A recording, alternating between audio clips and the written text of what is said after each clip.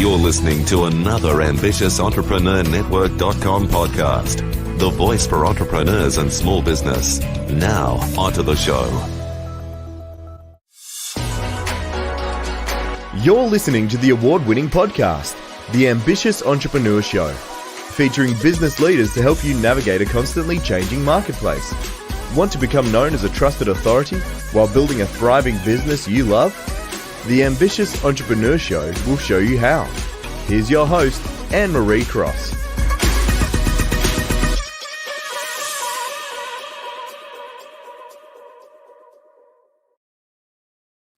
And welcome to another episode of the Ambitious Entrepreneur Show, brought to you by the influencealliance.com, the business building community for change makers who want to build a sustainable, profitable and scalable business. And I'm your host, Annemarie Cross. Now, my guest today says impossible is an opinion.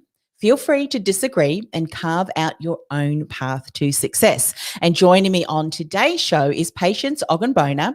Now, Patience is an aligned business strategist, a corporate and business trainer, a transformational coach, inspirational speaker, and author. And she is the founder and CEO of ATI Coaching, Consulting and Training Limited.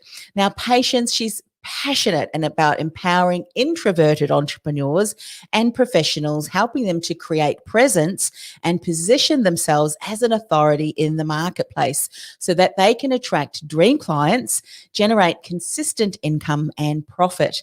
Now, on today's show, she's going to share a different point of view on how to be, do and have more. She's going to talk about how to live out loud as an introverted woman, and mediocrity never motivated or served anyone. So welcome to the show, Patience. Thank you so much for having me, Annemarie. It's exciting to be here. Oh, I love the topic that you're going to talk about today. And, you know, it's interesting. So often people assume that introverts, which you and I both are, don't really have much to say, but it's not that at all. In fact, you get us in in an environment where the topic is of interest, we're passionate about, and you probably couldn't shut us up. So I'm looking forward to having such a conversation with you today. I know we certainly did have one the other day when we spoke. But what was it that, besides obviously you understanding what it is like to be an introverted person, what was it that really had you be passionate about supporting others who may also relate to that, but really helping them to stand out and share their voice? Because we know that they certainly have a voice, and getting it out there may be something that they're challenged with. What was it that really drove you to support this demographic? Yes. So, yeah, thank you. That's quite a great question, because I started out on the entrepreneur journey like everybody will start out, wanting to really help women. I think in general, feeling that women like myself needed opportunities to really pursue their dreams. We have more barriers in the world to overcome. And I felt like because I had overcome a few hurdles, I could share those strategies and the mindset with people. But I got to the 2020, and it was an interesting time for all of us, isn't it? And I call it the Introverts era. You know, like if you've watched Lord of the Rings, at the end of it, it says, the time of men has come and the time of the elves is over. So I felt like what 2020 was saying is the time of the introvert is here and the time of the extrovert is paused. So basically, there was a pause. And that gave the introspection strength to come true. Yes. I had entered 2020 really feeling an unease about everything I was doing. So I asked myself, what is it about my lived experience that is not yet showing up in my business, in my truth, in my authenticity, and in the pain points that I really want to solve? And that was the fact that introversion actually, the discovery of being introverted gave me purpose. Prior to that, I was apologizing for who I was. But also, I recognized that just like you have a strength, Achilles had his Achilles heel, there are some elements of being an introvert that becomes your Achilles heel. in business especially. And I was finding that because I had done a bit of the journey, things like networking, things like speaking up for myself, that's why I've carved out, or I've come up with, the 3 Ps, which is the presence, the positioning, and profit. I like the word visibility, but it's not that introverts don't care about whether they are visible or not, but they want presence. They want to matter, your voice to matter. And I think presence is more powerful for the introvert. In many ways, I want to be able to shape the world. That's what the introvert is saying, because I have deep ideas. And so whether you see me or not, my ideas and things should shape. So basically, based on that, I just thought, yeah, this is missing and this completes me. Plus, I can identify and totally resonate, not just with the pain point of another introverted woman, but her aspirations, which is very key to me. I'm not problem focused. I'm very solution and strengths focused. So those aspirations, when they lie dormant, is what makes you, feel unfulfilled. Mm-hmm. And that was the key to me really focusing from last year on working with introverted women and calling myself the visionary introverted woman. So I yeah. love that. Yeah. As you were sharing that and thinking back to 2020, I did not realize just how much of an introvert I was. And I had to contain my enthusiasm when they said there's lockdown, because it was like, yes, because for me, it allowed me to create a space and not feel like I had to go out. And I recognized in myself how much energy I had, to the point that my husband would often come home and I'd be chatting. And because normally if I was going out, I would reach my word limit. I often say I've reached my word count for today. So it's just like that, for the rest of the evening. It's a bit of a joke, but it's true. And I think what I love about what you've just shared is the fact that we do not have to apologize for how we are, how we've been, created, and the fact that for introverts, we have to be very mindful of energy in and energy out. And I mean actual energy. For us to associate with other people takes a specific energy, bandwidth. And we as introverts, and this is what I learned in the career industry, because the difference of extroversion and introversion is where you get your energy from. And as introverts, we get that when we're on, our own. For us, the sound of silence is often bliss, because it allows us to think, to create deeply. And so I think one thing that you've just said, I think, well, for those who feel that they do resonate with introversion, the fact that they're not getting out there and doing some of those visibility type things, that's okay.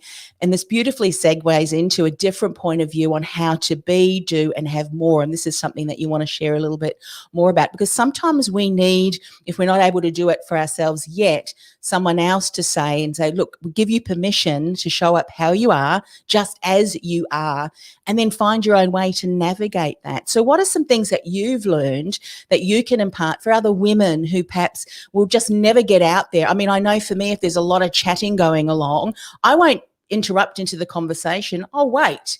And if it means that I'm not going to say anything, I'm going to take my ideas and thoughts, because I've probably already come up with a solution. I'm sure you have. We will take that to the next place and space where we do have the opportunity to speak. So share a few things that I'm sure will really help people who may be struggling with that. Yes. And I think the word there that I love is permission. Yes. Because all the time when you, as an introverted woman, is holding yourself back, is giving yourself permission to actually be introverted. And that's very important, because that's the B part of it. I want to be my introverted self. And I think that's okay. I am, I grew up feeling like the odd cookie, the odd one, because people will be talking now, and my thoughts, I always felt like parents around me would look at me and go, where did that come from? Shut up your mouth. When adults are talking, don't talk. And that's because I tended to challenge. I tended to put in a different opinion that made people kind of shocked and want to think. Yes. So I began to feel like I don't have permission to be me. And I stopped talking. I talk, but I became quiet. And I remember somebody coming to the house, one of my mother's close friends, who herself and my mom are both late now, and it's kind of, I think of how they're having a party together.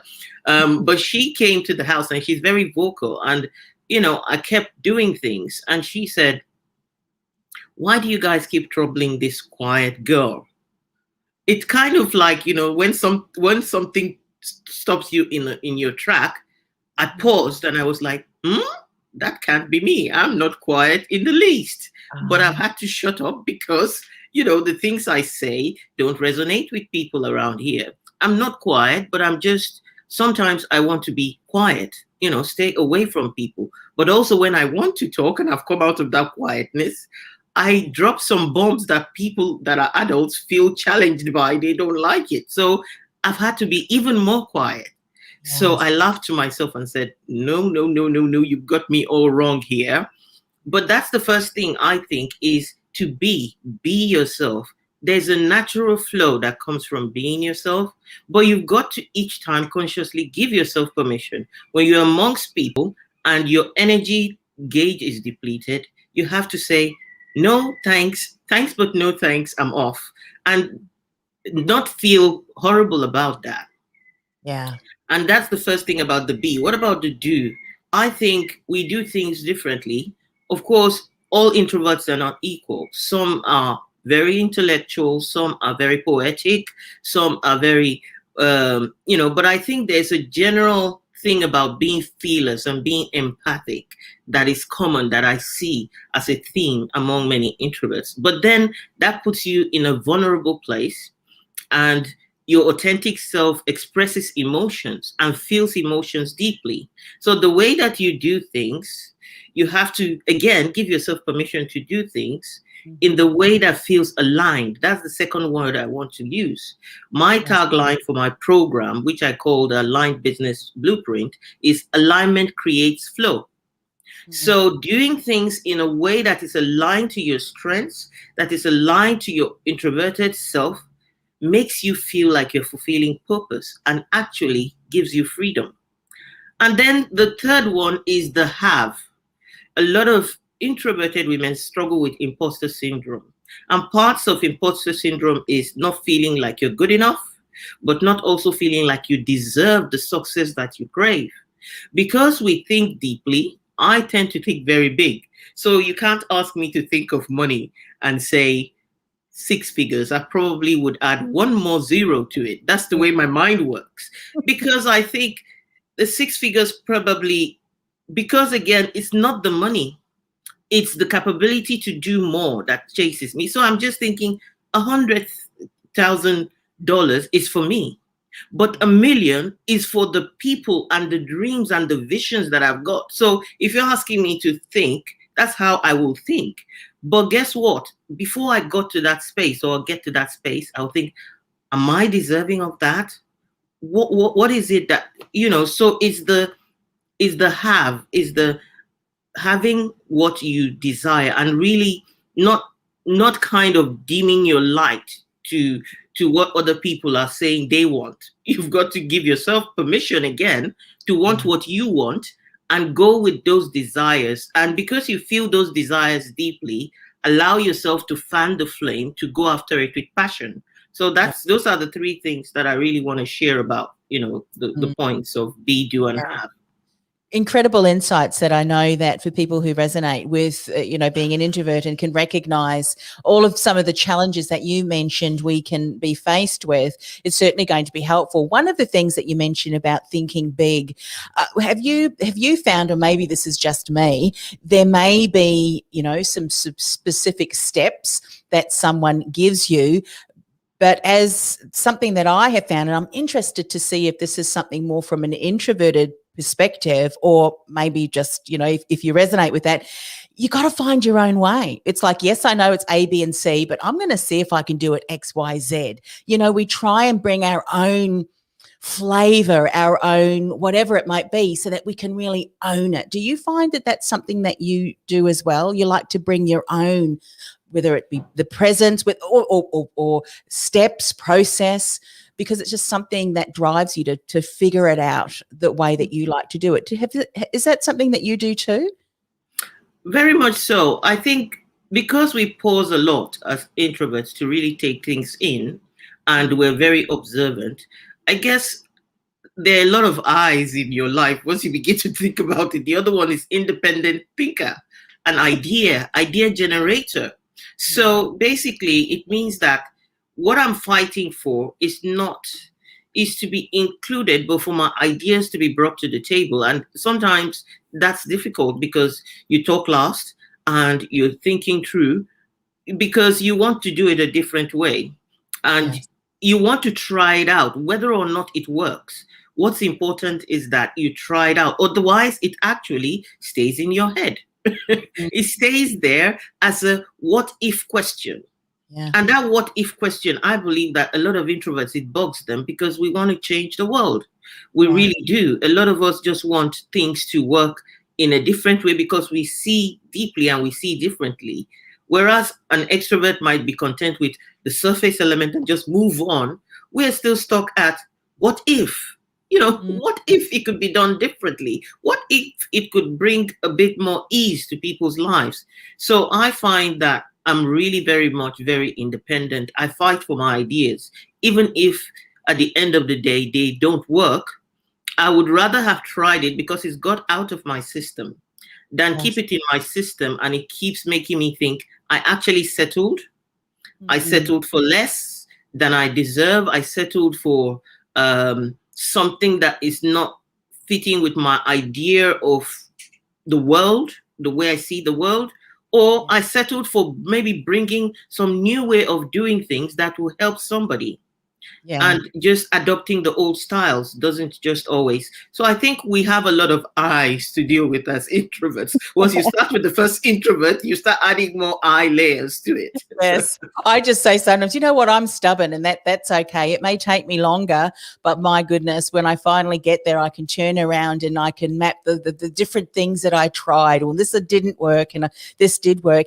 And that's and it's what's interesting about this. And I am hoping that others who may not necessarily be introverted, but can realize that if you've got someone on your team or a business partner, don't fill that, or don't immediately jump in and try and fill that silence, because you just never know. Our minds might be thinking, and that next idea that we come up with may just be the difference between, innovating an incredible new way forward or not, if we continue to, have an environment, if you will, that isn't conducive, isn't supportive to us in the way that we think. Let's talk a little bit, Patience, about living out loud as an introverted woman, because that might seem like a bit of a paradox, or an opposite. How can an introverted woman live out loud?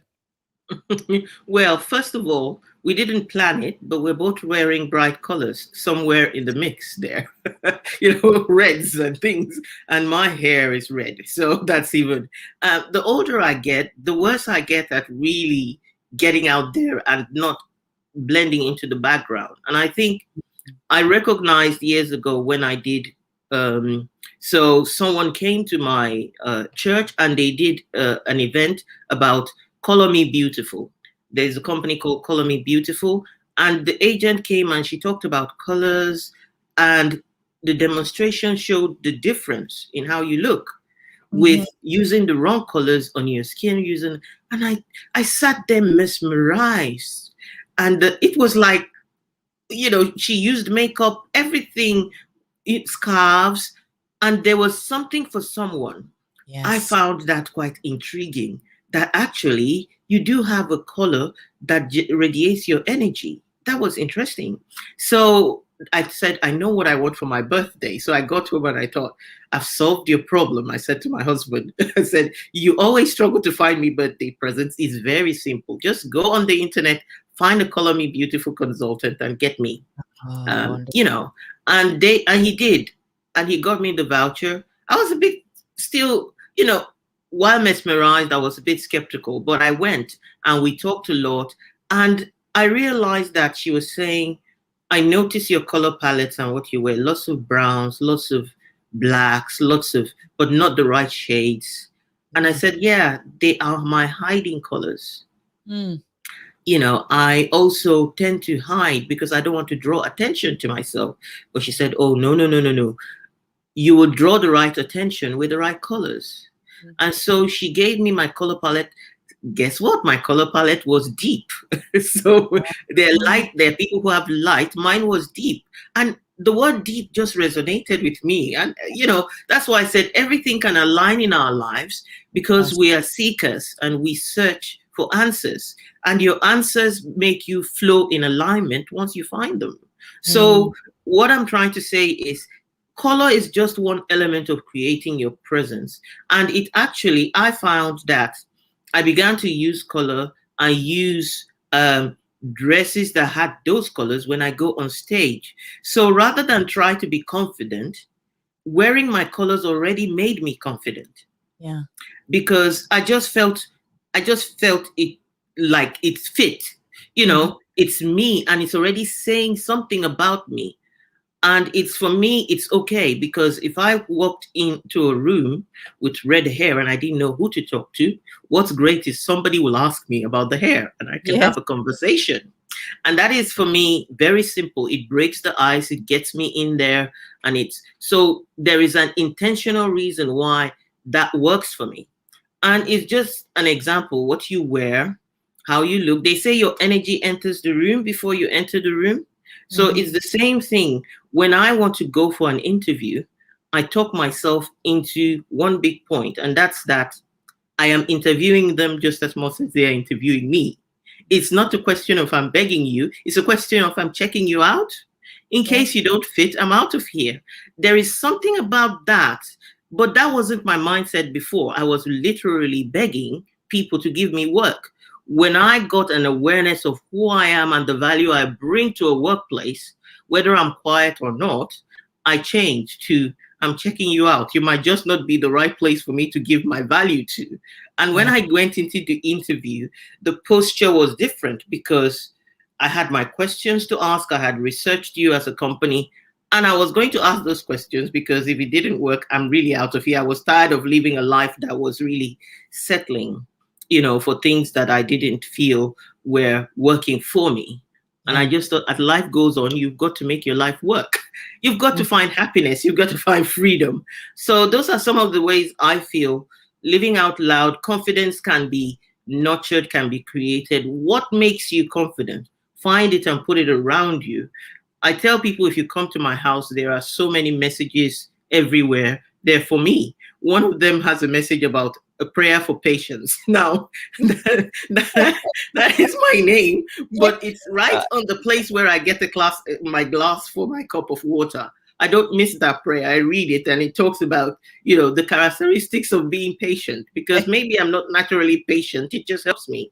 So what builds your confidence? What makes you who you want to be? Because many times we are created by our environment, by our parents, by other people. But again, giving yourself permission to become who you want to be, you have to create that person. Yes. And so you go on that journey. Yeah.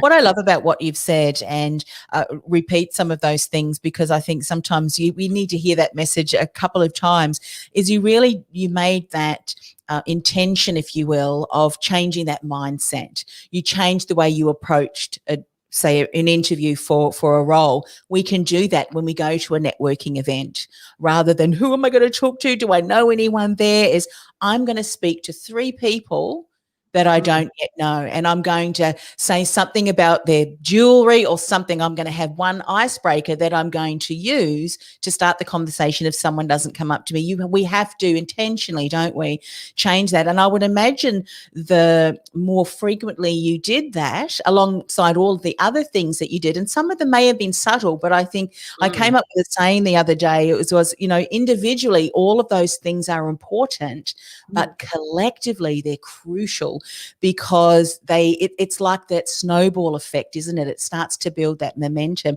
And I'm sure that after a time, all of a sudden you did start getting more comfortable, and then you might approach, and then all of a sudden you find yourself going up to someone else and things like that. So confidence often, and I heard one of my mentors say, she focuses more on being courageous, taking that next courageous step. What's one courageous step, putting my hand up to speak, when there's an opportunity rather than waiting for everyone else to do that. And then eventually we start to build the confidence build. Is that something you've felt, Patience? Yes, and while you were talking, I was thinking about one tip that I learned that I, started using, especially in networking environments where I wasn't very comfortable and maybe I had paid to be there. So the person who sets the networking event up is there first, and I heard that you turn up first as well. So you create the flow and the energy in the room before other people turn up. Then you have to fit into that space, because that's what happens with introverts. It's like there's now a lot of noise and you have to fit in. But you can bring yourself in first, have a conversation, create rapport. And I guess I tried that even for networking that I was doing, but for a new space that I got in there early. I started engaging early and it felt like I became a thought leader there. And again, I didn't have to be pushed to talk anymore. I was being asked my opinion. Yeah. And that meant that I could have a voice during that. It was quite intriguing to see that when you implement, and you talk about being courageous and planning. Planning is such a gift to the introvert, because extroverts already, that you're just going to go there and wing it. They say fake it till you make it. Extroverts can just go and go, make a lot of noise. Extroverts can do that, but introverts don't want to do that. So what you do is you plan in your own calm way, and I guess quiet way, that I'm going to do these 3 things when I get there, and I'm going to get out of there with these 3 things when I leave there. So it's either going to talk to 3 people, and I'm going to get 3 people's numbers to carry on the deep conversations and deep connections that I love. So I'm going to talk to these 3 people and have the right conversations rather than small talk. And then you figure out the strategy and go in there with the strategy. So those are some just few examples of bringing it all together. Your look, your body language, your decision on 3. And if you've done 3, you can decide to go stand, like Simon Sinek would say, by the cheese table and have cheese talk to nobody. And when you're eating cheese, perhaps you have a smelly mouth and people avoid you. But you've reached your quota. You've planned 3, you've had 3, let it go. You don't need 10 more. I love the way that you said you go there early, because one of the things that I find is that, and if you would do that and you do introduce yourself to the organizer, and what I love to do sometimes, if you're helpful for the organizer, and often there's things to be done there and handing out pamphlets or whatever it might be at the table, people automatically assume that you're also part of the organizing team. And when you have that kind of permission, it's just a different feeling, isn't it? You want to be of service and to help, and that just continues to create that flow of conversation, if you will. So it is finding out what would support you, and then planning so that environment is created, and set those intentions. Because I know as introverts, when we move away, and this is probably for everybody, that if you set an intention and you do that, then you can go away thinking, great, I've achieved that, I've got that, and now, kind of follow up. I've probably done more networking in the last 18 months than I have done my entire business career, because for me, and I know this sounds ridiculous, I just never got networking, because introvert, we just don't do small talk. I could not give 2 hoots about the weather or whatever, but share a conversation about something, I don't know, a new idea or challenge, the curiosity, then I'm in, and sometimes I'll just be listening because, it's things that I don't yet know. So for me, what this really reconfirmed for me, find your way on how you do that. And then I had to repeat it, when I'm talking about networking online with the Zooms and everything. And now it's just part of what I do. But I had to do that intentionally till I got to my flow. And I think that's what you said before, find what works for you and then just do that. And if it's very different from everybody else, don't worry. Don't compare yourself to what everyone else is doing, because as introverts, we're going to find our own way of doing it anyway. So, yeah, I love that. Yeah. Talk about mediocrity. Let's talk about that. Never motivated or served anyone. Let's dive a bit deeper into this. I think, I work with clients who feel like I'm just too humble to talk about myself. Most of my clients have a minimum of a master's degree. And yet they feel like I don't have an opinion. And I'm thinking, okay, why? And it's like, I'm humble. I don't like shouting. And I say to myself, actually, I used to be like that, because by 30, I had finished my accounting qualifications. I bought a house, bought a car. But it felt like if I talked about it, I came back feeling, ooh, I don't belong to that friendship group anymore, because I think I'm better than them. And I've said it now in their midst. But I'm just sharing how excited I am about these things that I thought would not be possible and was possible for me. I planned it, I got it done, I achieved it. Yay me. But obviously telling that to people made me feel like I'm not humble, And sometimes, yes, you will get people who think, goody goody two shoes, there she comes, or she's talking about herself too much. And so you have to find the balance, I agree, or allow other people to shine.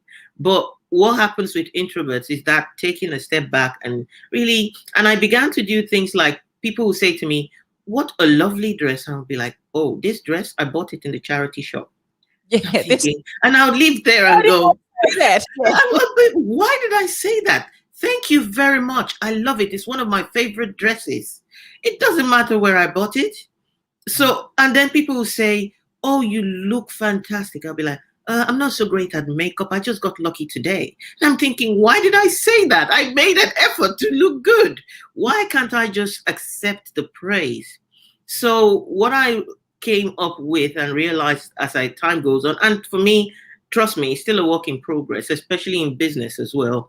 Owning the results you get for clients, owning the effort you put into creating your brand and whatever can be difficult. So I came up with the fact that it's actually false humility.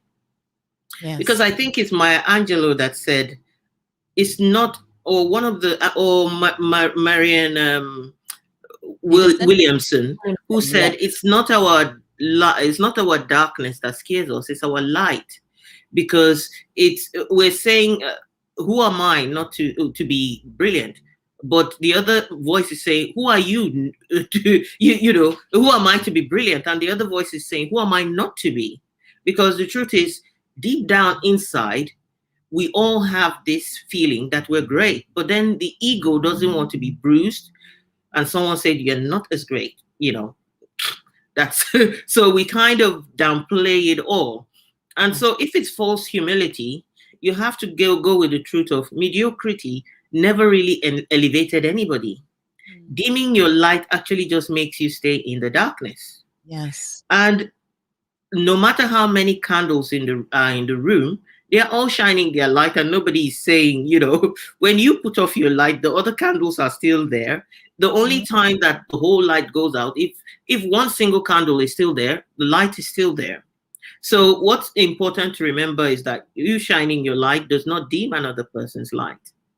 And in fact, it encourages those in putting off their light, depending on how you do it, to bring out their light. And I think that's my role as a coach, to help people recognize that my light comes from helping you shine your light even more, and pushing them. You have a master's, you've done many courses, and that's your expertise. That's your voice of authority. So don't allow imposter syndrome to make you feel that's not good enough because I don't say it in the shouty way. I don't say it the way this person is saying it. So that's what I mean by mediocrity will not elevate you. It will actually not elevate anybody around you who needs your message. So shining your light is helping others see the light, because that's the purpose of light. It brings light into a dark space. It illuminates and makes a difference. And you just got to check your why. And if your why is aligned to the right values that you have, rather than boasting, rather than trying to make other people feel small, then align with your why and do it, and don't feel uncomfortable about it. Yeah, I love the way that you said that. And it's such a great reminder. There's a fine line between confidence and having an inner confidence and arrogance. And, you can see people who are very gifted in the way in which they approach things, the wisdom that they have, and they can share that in a way to empower and to inspire others. And that's what we're saying. If you've got a message and if your experience can allow someone to think differently, that can then go on and impact, like a pebble in a pond that ripples out. Well, if you're the pebble and you haven't gone in there to start off, those waves, because you're wanting to be humble, you don't want to show off or anything, the approach in which you take is going to be ultimately up to you, isn't it? You can share your message without it being in an arrogant way, and people can see the difference. You can see the difference. We can experience it, if we're in a room and we know that someone's on stage, and just how they express that. So we can choose how we're going to express that message. Just share it, is what you're saying. Don't hide that light. Don't dim it for others. And if there are other people in the room that do take it the wrong way, that's on them. That's on them, isn't it? As you said so beautifully, don't dim your light because others, it might, put them off. Rather let it empower them to step forward and be whatever that is for. So I love this. And I know that we've only scratched the surface, but I'd love you to share a little bit more about something special that is coming up. And for those of you who are listening to the recording a little bit later and this event may have finished, I'm sure that there's going to be a link and other ways that people can tap into it too. But Patience, would you share a little bit more about the summit that you've got coming up? Because this is how we met as well. And I wanted to really give you that platform to share a little bit more about this. So share more. Yeah, so first of all, thank you very much. One, for letting me share, and two, for being part of the success story of the Introverted Female Entrepreneurial Success Summit. I wanted people who thought differently, who do things differently. We've just talked about the fact that we want our ideas to come out, as introverts, and we want to really say, the time of the introverts is also here. Let's do things differently. So I went out and I looked for over 20 experts and entrepreneurs who would bring that message to you about what it really means to run a business, bust some of the myths around who is a successful business person or who can be successful in business, and also bring their expertise into things that you can apply in, giving you the options, because you might not explore certain options because they are not put forward as the key options for you to explore.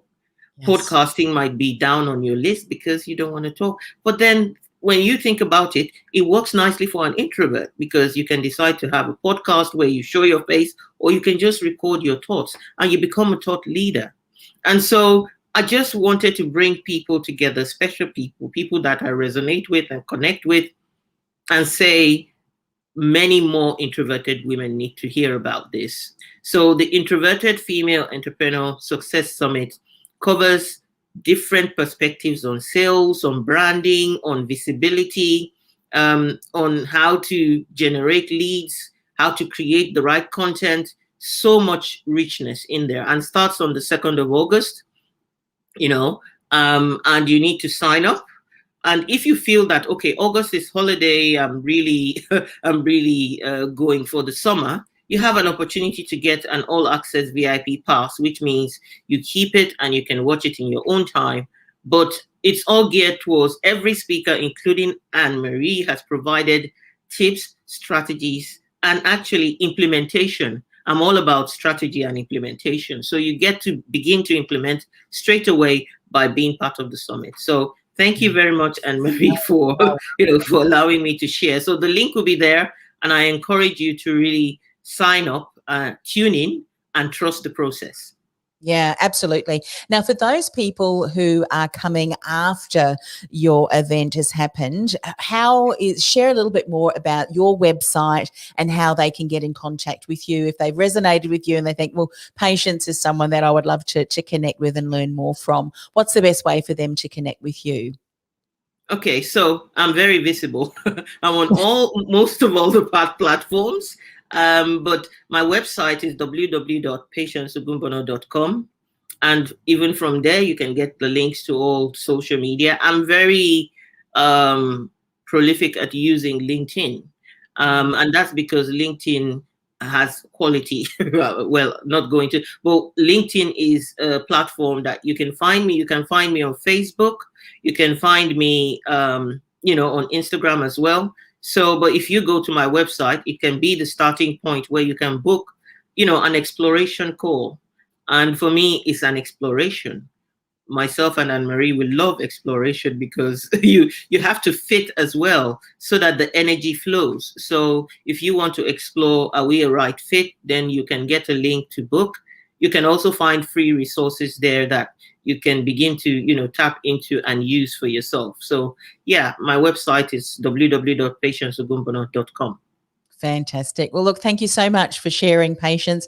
Thank you for coming on the show. Thank you for spearheading, championing the summit that you put together and being the voice for those that often don't feel that there's platforms or opportunities for their voice to be heard. I'm sure that through participating in that, through listening to the other speakers, through getting into action, you can be sure that there's no fluff and banter and small talk in Patience Summit. It's straight into the good stuff and taking action on the right things that we know is going to certainly make an impact in the world for all of those deep thinkers who've got many of ideas that can certainly make a difference in the community and obviously impact the world as well. So thanks once again for coming on the show.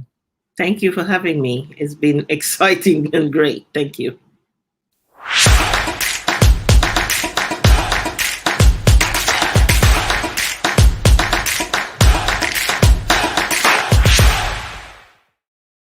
And before we go, just another stand out, be heard and influence tip for the week. And of course, listening today, I'm sure that you are someone who's got a body of knowledge and you want to really build your thought leadership. And so it kind of carries on from the conversation that Patience and I had, and that is to be mindful of the tactics that you follow as you continue to build your reputation as that trusted authority, because it really does matter. So often we may feel tempted to follow the same old, and I hate this term, hack this and hack that, those visibility tactics. But what I would encourage you to do, and I know introverts out there will certainly resonate with that, is to focus on insights, maybe hindsight. What did you learn? Or maybe even foresight. The things that you've learned can certainly give you some insights into how to approach things moving forward. And especially the things that you can bring through the lessons and the experience, and sometimes even the challenges that you've overcome. Be mindful that you can bring such a wealth and depth of knowledge, because it's that wisdom and knowledge that you bring through the longevity and your studies, your learnings, that you can bring to your industry that really matters.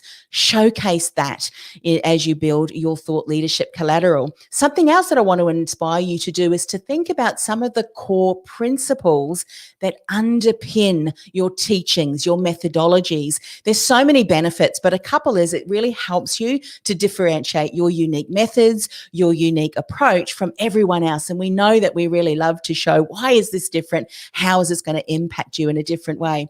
It also validates and positions what I call your signature system, your programs, your unique methodologies.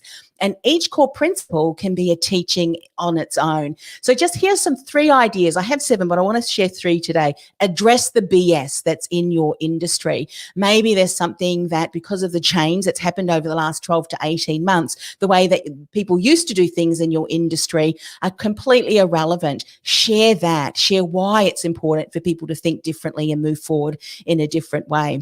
Do the opposite. When everyone zigs zag, I'm sure you've heard that before, but how can you help your clients approach the problems a different way? And sometimes, and this leads me to the third one, if you innovate, even 1% of difference can be the difference for your customers, for your community, and ultimately if we impact and kind of play that forward. So what are your core principles? Think about them. I know as introverts, we've got many, but come up with 7 and then continue to share that and showcase that, no matter how you're sharing your message, because that is one way that you're really going to impact and position your thought leadership out into the world. As always, have a fantastic week, everyone. And remember, go and sign up for the summit that Patience is putting on. And that starts next week. This podcast is brought to you by theinfluencealliance.com. Want to influence real change with your message by becoming known as a trusted authority in your industry while building a sustainable and scalable business you love? Find out how by accessing our free podcast series at www.theinfluencealliance.com/podcast series. That's theinfluencealliance.com/podcast series.